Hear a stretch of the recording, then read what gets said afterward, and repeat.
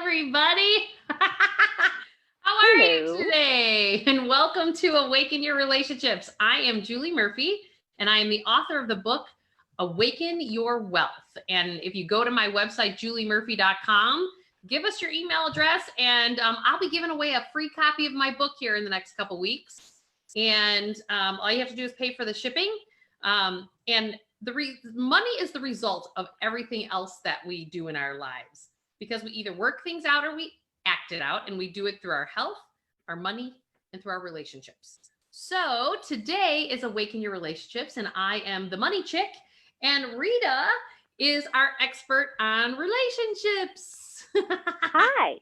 Nice to see you Tell again everybody today. about yourself. Well, I help women in toxic and narcissistic relationships find their way out by learning how their body works, learning how they work. And when they learn those things and they start getting their needs met, you find that, like you and I were talking right before we got on, our energy shifts.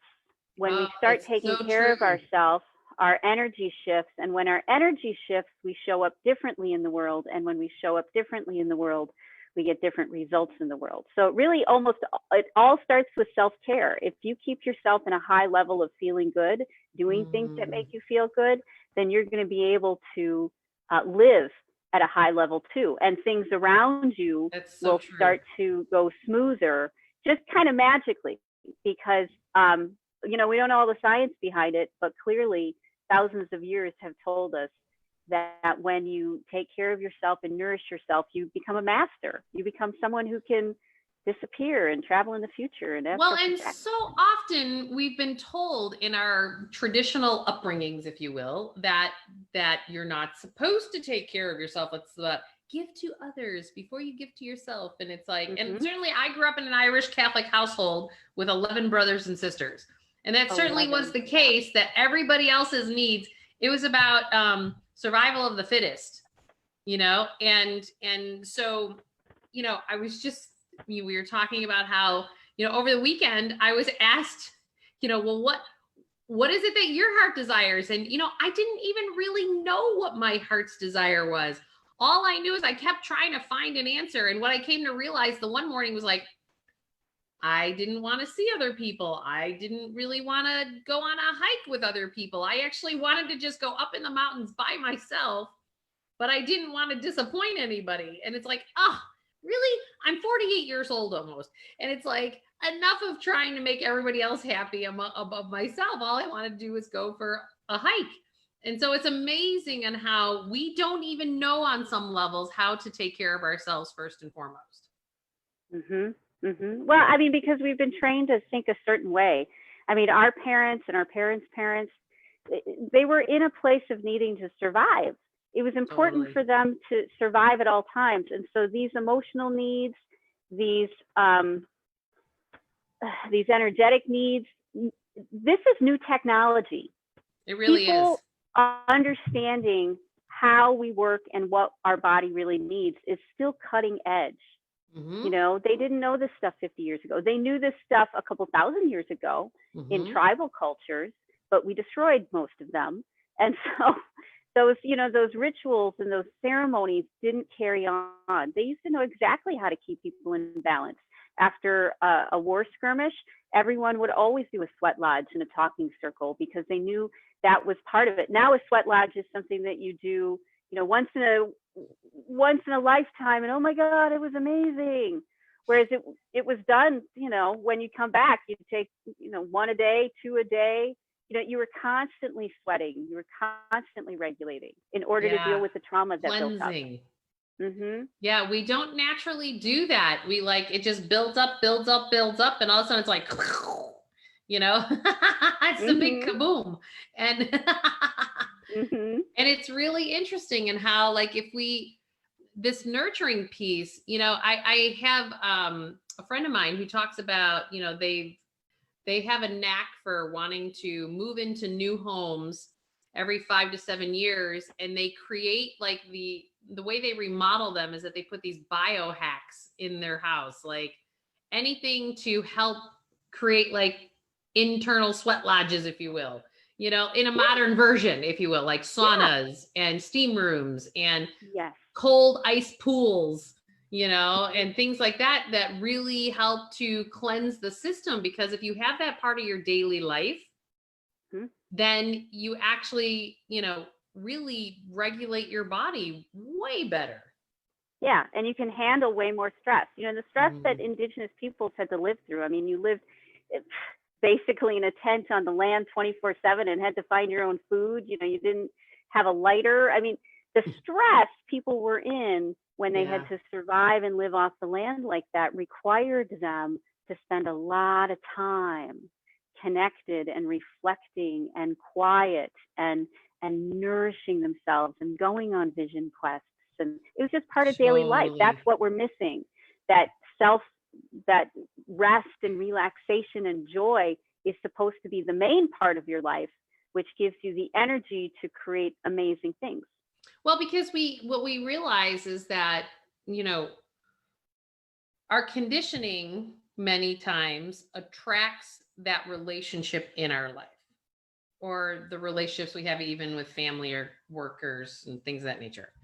And we don't realize that when you start to actually um, do what your heart's desire is, there's a part of us that, like, oh, but now that person is not in my life and they're falling away, and we tend to want to grab them back because it's what's familiar. Yes. And but we need to actually really just let that go, Mhm. because you Mhm. are getting your needs met, and you should never have to apologize for actually getting your own needs met. Right, and people will respect that. You know, that was Mhm. a big lesson I've had to learn over the years, especially the last few years, is if you don't stick up for yourself, people don't respect you, and they'll treat Mm. you worse and worse and worse and worse and worse. You think that you're treating a needy child, you know, that we're helping a traumatized little girl, or that, you know, that we're helping someone who's suffering. And in reality, they're looking at us like, why are you letting me treat you that way? You Mhm. know, clearly you deserve to be treated this way, otherwise you wouldn't put up with it. I mean, Right. that's how a lot of people are thinking. They aren't thinking like empaths do, Right. of, you know, what's going on with the other person, how can I help them through this? That's really not the norm. You know, Right. so if we another way of being in the world is by respecting ourselves, and by respecting ourselves we raise the vibration, because respect is Right. a way higher vibration than people pleasing. Well, and here's the thing. I always talk about, what is it that is your desire today in whatever season of life that you're in, right? Hmm. Because Hmm. as we get older, many people go, well, this is just the way that it is. Right, exactly. And is the pandemic the way that it is? Is this the world, you know, the way the world has always been? Right. No. Maybe in, you know, maybe when they had the Spanish flu that came through, but this is still unprecedented for all of us in our lifetime. If you Right. put blinders on and say the world never changes and people never change, you you how can you not, how can you Right. not see it? Totally agree. And it's about, you know, I don't care what you've been through this last 12 months. It's not that I don't care, but what I'm saying is, all that matters is right now, and are your needs getting met right now?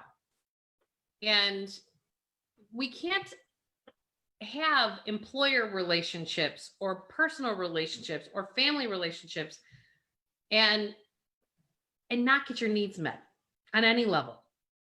There's something that happens. I watch this happen all the time with people, when all of a sudden, when their net worth becomes enough to where they can then choose to leave their employer because their money is enough so that they can live off of their money to pay their monthly expenses, how their whole perception of self completely shifts. And they're now approaching their work life in a place of empowerment. So tell me My a little bit more about that. So my question is to everybody is, why are we waiting to that point? Because all you've done is created, and many times, unhappiness all those years, because you believe that once you've amassed the money, that you actually are then going to be happy. And no one ever is. No one. We are so brainwashed and bombarded. Really, we went down the path when corporations went from being a part of the community to, there was a whole philosophy shift in how, and there was a whole philosophy shift. It went from business being a part of the fabric of community to business being that was mainly out, to support the stockholders. And when we switched to that mindset, this really, it sped up of this internal grasping material world that we're brainwashed into thinking now is the way life's supposed to be, because we've never seen it any other way. Right. And so we don't even know it exists, and we don't think it works. Right. And so I challenge people all the time, and it usually takes having a bridge of when you've ignored yourself for so long and your needs being met, and the job that you had or have may actually make you happy 10 years ago, but it's not making you happy today, but it's paying your bills. I always tell people, like, why do you think you have to go to a pay decrease to go to a job that you're happy at? Like, that's an assumption that we're making, because most of the time, if you're really shining your light and you're really actually doing what you love, more money actually comes to you. And it may be that you have to transition to it and then the money comes, but it always comes. Why? Because money is energy. And so you want to energize the things that you want to create in your life. And so, again, relationships, and when you shift it, it may be easier for you to shift it in your work life before it's easy to address it in your personal life. I find that's where people tend to fix it first, because it's less vulnerable, or even fix it in your family life, because it's not actually in your immediate household before you actually address it in your marriage, and but I want to tell people that it's really okay. I don't really care where you start. Meet yourself where you're at, and just know that you have a different desire today in your heart at whatever season of life that you're in. And you don't need to apologize to anybody for it. You just need to go let your freak flag fly and be yourself. I had a mentor of mine, and he was quite a character, and I'm not quite sure if he's still alive or not. His name was Bruce Hardwick, and he lived in the Upper Peninsula of Michigan.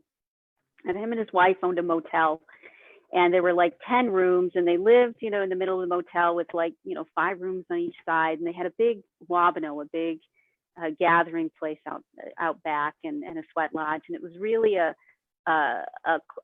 center, a hub, a spiritual center. And but he would yell at his dog, he'd yell at his grandkids. This was someone who was a personality. Mm-hmm. And he'd sit there and he would say, if you don't know what to do the thing you haven't done before. Because when we grow and heal, it's, if you don't know what to do something different, because you will now have different information coming in, which means that now you'll react differently to the world, right? Because you're thinking differently, and because you're acting differently, you actually reclaim the energy. There was this great book I read a while ago. I don't remember what it was called, but the woman talked about that all the things we're paying attention to are like balls we're juggling, and we keep adding balls that we're juggling. And then when we start dropping balls, when we start cleaning them up and taking them off of our system, we're juggling fewer balls, right? Which means that we've got more energy to put towards it. We're reclaiming our energy.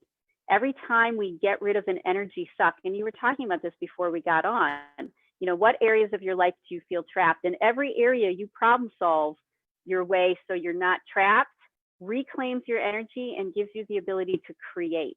Right. That you didn't have before.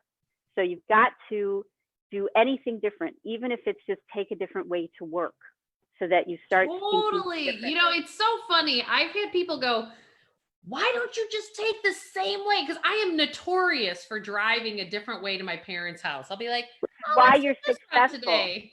That's Oh, why let's do you're this. successful. Yeah, Because you're constantly feeding yourself with new information. yeah, or like trying the new restaurant. I think that's one of the reasons I love living in the city of Chicago, because I want to try the new restaurant, the new place. And trust me, I am a creature of habit. If I had, I could use Crest toothpaste for the rest of my life, right? I am certainly a habitual person. I like what I like, but I force myself because I find I giggle more because I go on the new adventure or I take the new route. And literally, to your point, it creates new grooves in our brain. And it's actually that you're then living. And then you start to, when you start to do those things, kind of going, oh, I like this better, or I like that. So then you start to figure out what your desires are. But if you do the same old, you lose your giggle. Like, I never want to be that person in a relationship that's sitting at a table when I'm old and gray and you're not even talking to each other. Because you're just like in your own world and you have nothing more to say to each other. Like, I never want to be that. I always want to be that. And you're not going to be. Yeah. No, exactly. Right. You're not, Like, you're I not don't even going know to be. if I'm wired. But yeah, we it's a stay in conscious these choice. things that don't feed our heart and soul. And this is where it ends up. Because it's not, and then it shows up in your physical body, because you slowly but surely almost like create disease with each other because you're not happy. Well, and it shows up in our social fabric too. You know, I remember a number of years ago, you know, they would talk about, let's say, people who were struggling with mental illness and were homeless, and you know, they'd be like, well, you have no money. You know, why are you spending money on something that makes you feel good? You know, that's a luxury. And so it comes out in how we treat each other. When we've got that judgment, we start believing that other people are supposed to suffer and sacrifice just as much as we're suffering and sacrificing, instead of realizing we have to turn it on its head. We have to stop thinking we're going to get there through suffering and sacrifice, and which keeps us holding on to our traumas, because our traumas validate our way of life. You know, I'm going to continue to hold on to this suffering and how I need to give to everybody else. But as long as you do that, you're going to end up broke, and you're going to end up sad, and you're going to end up trapped in situations. It's when we realize that we have to do the things that are different from what we've ever been doing before. And it can start as small as giving yourself time to watch the squirrels run around in the yard. Well, and maybe it starts with, for people, what areas of your life do you feel that you're trapped in? Like that you're running on a treadmill, that don't have you feel expansive, that don't make you giggle. I always use the example of giggling, you know, and women giggle and men get these shit ass grins on their face. But it's about what makes you giggle. And if you're not giggling, like, do you feel trapped? Do you feel like you're on a treadmill? That is Are you numb? That's a really, really good sign that there's something in that needs to then be addressed. Well, the thing that comes up is, the things that comes up is people say, but I don't know how to address it. I don't know what to do. And what you and I are saying is, you need to take the bath. So true. You don't know what to do. You need to go sit on the ground and smell some lavender. You don't know what you need to do. You need to take your shoes off and walk in soft grass. And tell people, what does that physiologically do then? Physiologically, it tells your body to send more attention to your immune system, because if you're stressed out, your immune system is shut down. So especially in this time of COVID, we want to have our immune system strong. So when you're relaxed, your blood vessels open, your heart doesn't work as hard because it's not, you know, pumping things. So if you have heart problems, Not regulating yourself, not going outside will give you more heart problems. Emotions are stored in your body physically. And if you take time to sit on the ground and meditate for an hour every day, which nobody has time for until you decide you don't have time to not do it, you're able to process out these emotions which are making you feel sick. Because when you give yourself time to rest and repair, your body does that. So true. And I will tell you that, like I just taught my daughter the other day. She said to me, there I am. There you are. I said to my daughter the other day, I said, we had this unfortunate experience last week where the nurse at her school, because she had a nervous stomach, kept they thought, since she might have felt nauseous, that they thought she could be potentially have COVID. And they kept her in a room with glass windows and kept taking her temperature all day long, to where 3 hours like she's later, an animal. Yeah, like she's in a zoo. Right. So 3 hours after they did this, without calling me, it's about her new dance class that she made this new competition team, and she's been nervous because her class was after school that day.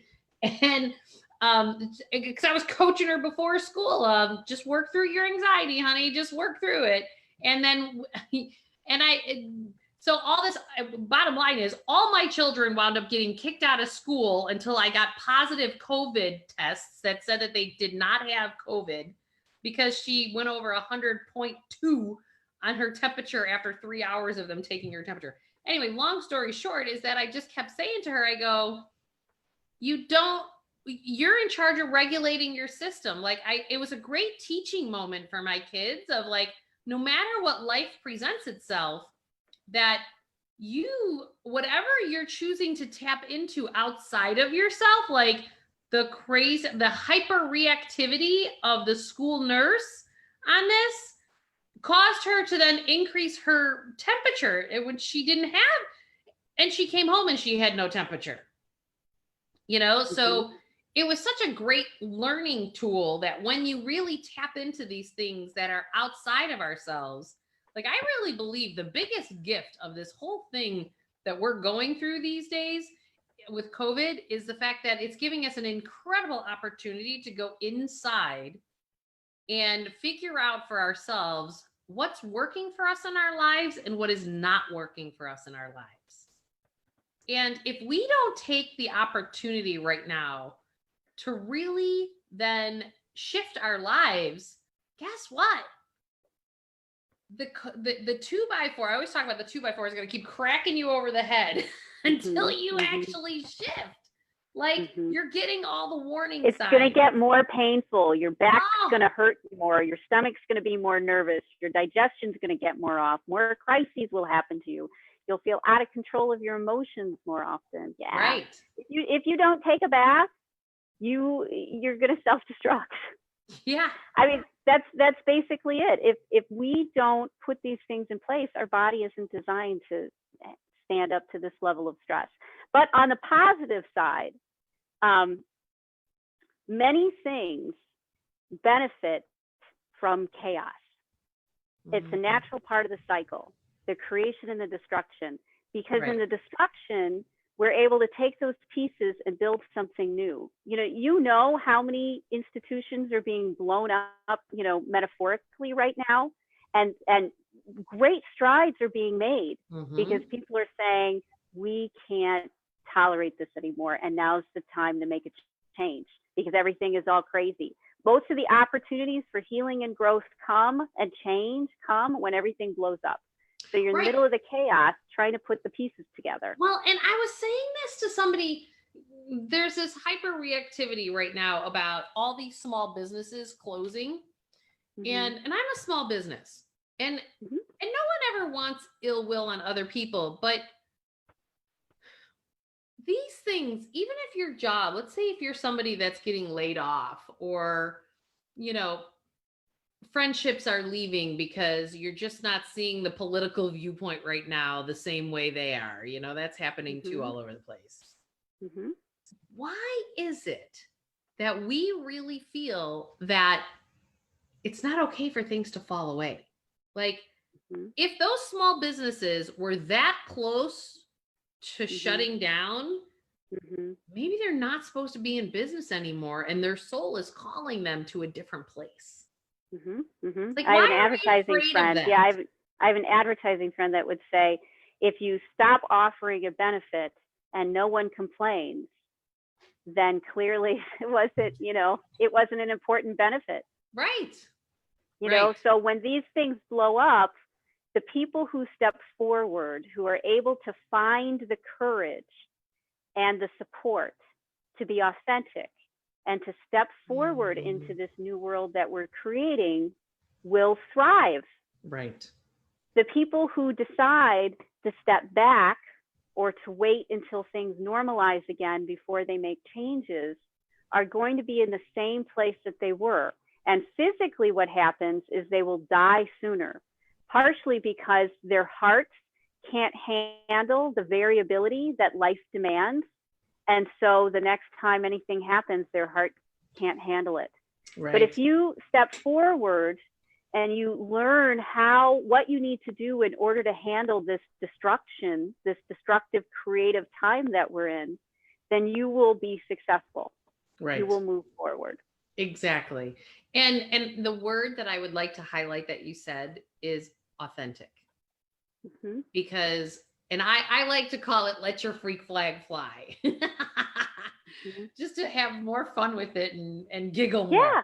And I told you, my spiritual leaders were 350-pound Ojibways that yelled at their dogs and called their grandkids names. I mean, this is reality. This is spirituality up in your face. Right. And it's like, we need to get to a place of authenticity now. Like, everybody needs to be exactly who they are and stop negotiating themselves away, because the world needs you right now to be exactly you. Even if it's messy. Right. Right. And who cares if it's messy? But what you're going to realize real quick when you start being authentic is that the people around you are not going to like that. Why? But they will respect it. Very true. Very, very true. And it's because of the fact that we train people to treat us certain ways. And by you being authentic and being yourself and going after your own heart's desires, you're then actually, even though it might create conflict with other people, it actually creates almost like a subliminal message that you're giving them permission to do the same thing. Because everybody's starving for it. And we really, like, on some level, we almost don't even know how to do it, but just know that you want to do it. And then things start opening up. Like, I had no idea how I was going to go from getting out of my relationship in my marriage that was not in alignment with my authentic self. Like, how was I going to do 50% custody of my children and run a company at the same time?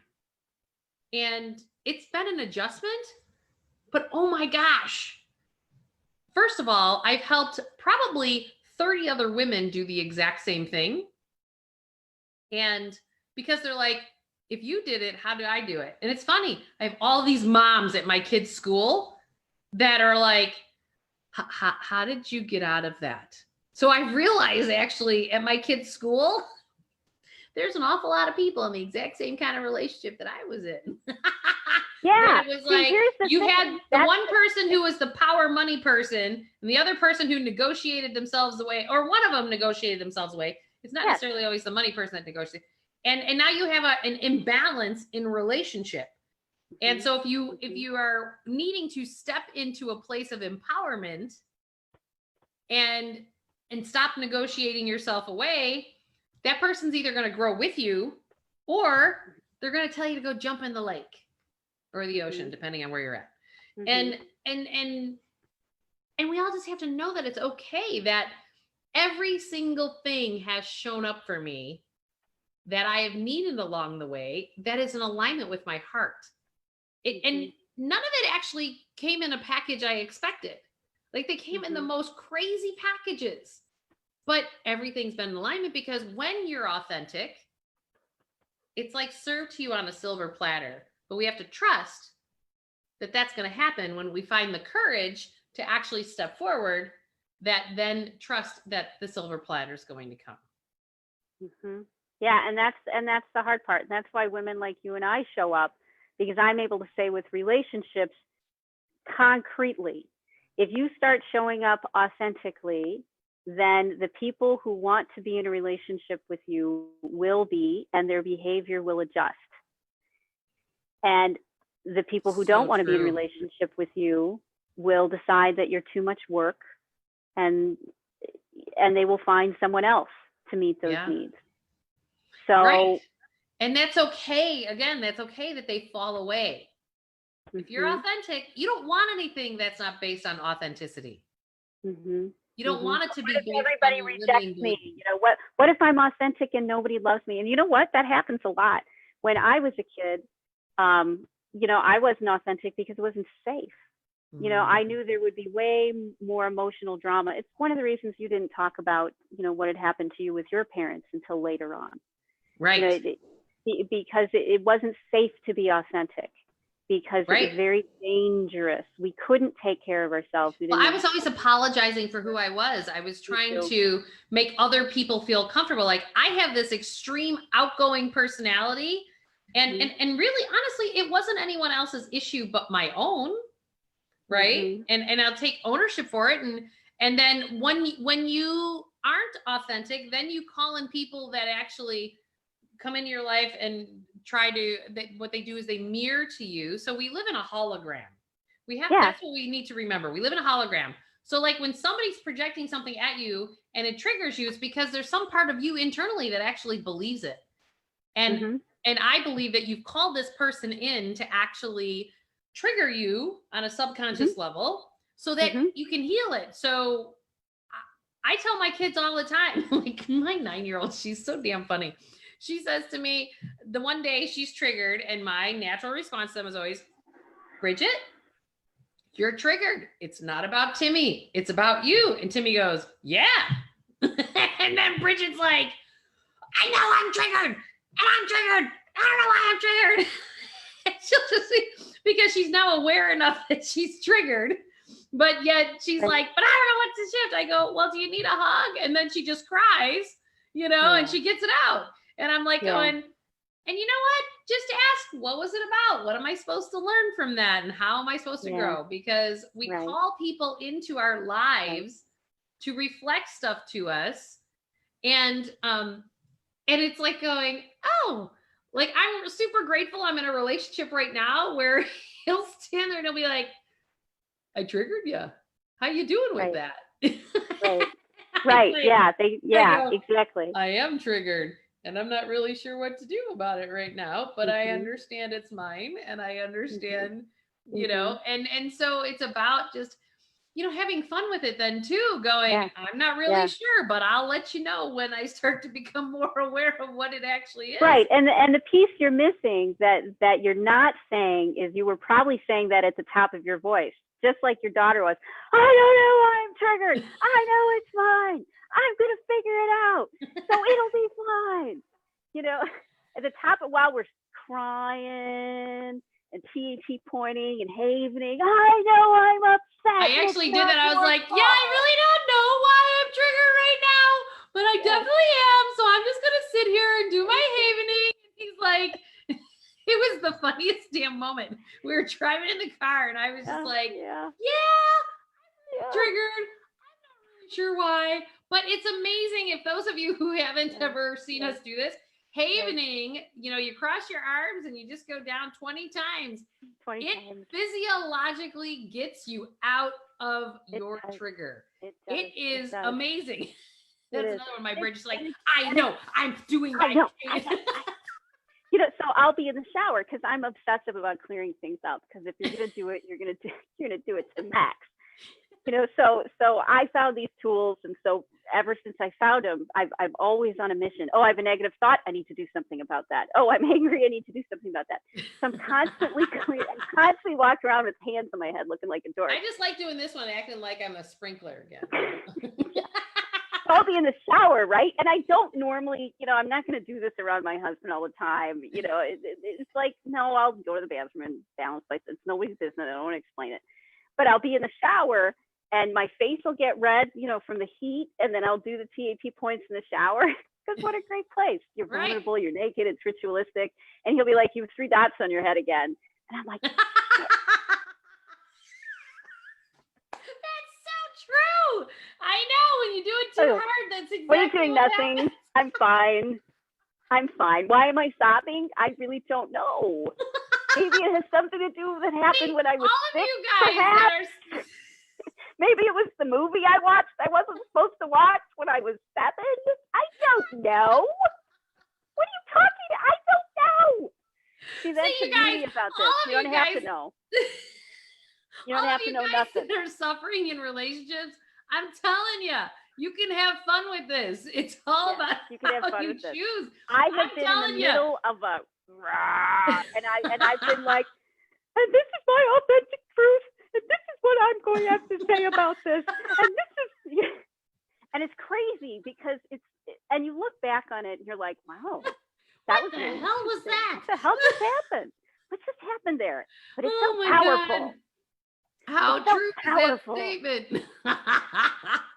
And then you're like, hey, my digestion's better. And then you talk to your psychologist and you're like, I don't know why my digestion's better. Maybe because, and then you're like, yeah, because I just had a big meltdown with my friend, which I'm not going to tell my psychologist about. Why would I? I have to look good to my psychologist to look like I know what I'm talking about.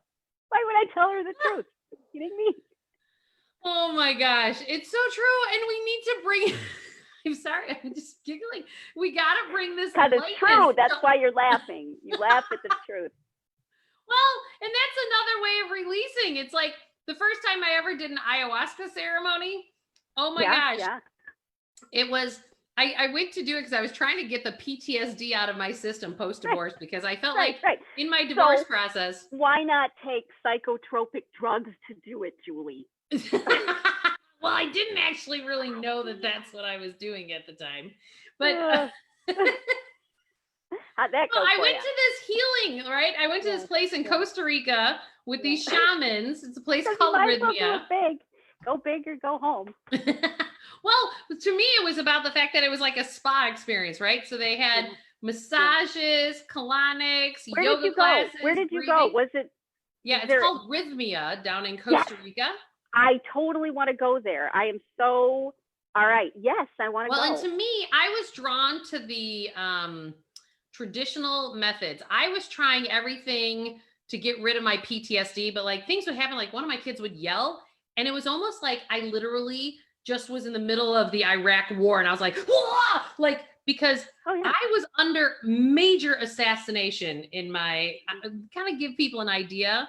I spent $600,000 in 11 months because of all the attorney teams that were hired and forensic auditors and everyone. And I was just under attack. And while I'm trying to keep a business afloat and make sure I was getting my kids taken care of, and it was unbelievable. So my nervous system was shot, like absolutely shot. And I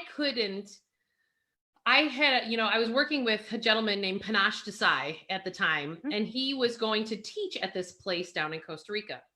And he goes, you're coming with me because we're getting this PTSD out of your system. And I go, what? And he goes, yeah, come on. He goes, we're going to get it. My brother says to me, he goes, you're going to go do what? And I go, yeah, he told me I'm going to go do these ayahuasca ceremonies with the shamans and the indigenous tribes and everything. And he goes, it sounds like a good idea. Yeah. Well, he says to me, he goes, do you know what you're about to go do? And I go, yeah, no. I go, I trusted 𝐾𝐮 because he had really helped me a ton the couple years prior to that. And I'm like, okay, it's like me and like 70 other people. Okay. And so he goes, I'm coming with. I go, why? He goes, because you don't ever let go of control and I got to see this happen. Oh, yeah. And so, but for those of you who aren't aware of it, what it is that I've come to learn that a lot of people, you know, there's a lot of stigma about it, but I got to tell you, working with the shamans and the healing, like they do prayers and chants, like it's not like you're doing it. First of all, when I'm a fan, I just want to make sure I clear that up. I am a fan of herbal medicines to help break through and deal with trauma. Yeah, I think people should be prepared as to the experience that they're walking into before they walk into it. That's always really important. Well, see, I opted not to because I'm very, well, I'm smart, right? Everything goes to my head. I have my MBA from Notre Dame, my undergraduate from University of Illinois. You know, I'm smart. And the problem is I could do all this research on the internet. I just knew I was being guided to go and I needed to address this PTSD because it was terrible in my system. Yeah, it was killing you. Yeah, and you needed something dramatic. What was so great is the first night with the shamans in doing ayahuasca, I laughed. I found Julie again. I found my laughter. Oh, good. And they told us. Because you know what? How I was prepared? I was prepared by being told, well, you may have diarrhea and you may vomit a lot. And I was like, oh, no. I mean, I did anyways, but I was like, oh, that's really asking a lot of me. So yeah. I praise you. I absolutely praise you for diving in and laughing. Well, I will tell you, like, they told us because they said you might sweat, you might laugh, you might sleep, you might shit, you might vomit, you might whatever. Like, you can detox in many ways. And I could not stop laughing. And it was like, there she is again. I found her. And that was the first night. And then the second night, it was interesting. Like, it worked through my body, like, because then they massage your body to get all the stuff out of your system, all the toxins out of your body the next day. I've heard great things about that place. That's why I want to go. They have a vegan cook and everything. Like, it was amazing. And what was interesting is that when I came back, so you spend a week at this place and you have 4 ceremonies while you're there, and you're working with the shamans. And my PTSD was like, it wasn't fully gone, but it was 80% gone. And my nervous system finally got back to being regulated. And it was beautiful. It was great.